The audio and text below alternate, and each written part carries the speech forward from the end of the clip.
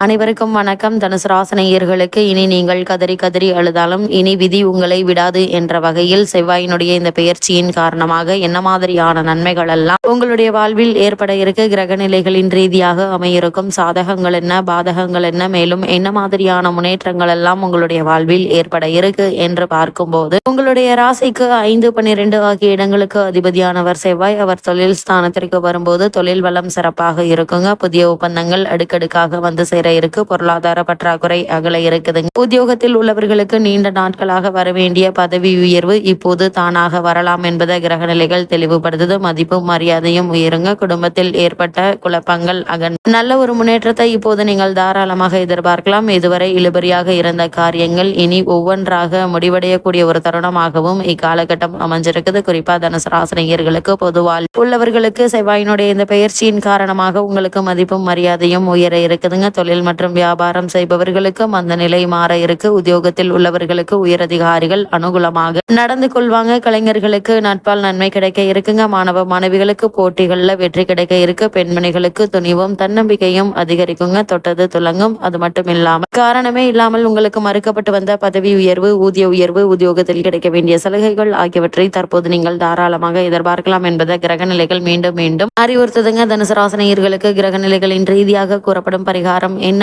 என்று பார்க்கும்போது சிவபெருமான் வழிபாடு உங்களுக்கு முன்னேற்றத்தை வழங்கும் வழிபாடாக அமைகிறது.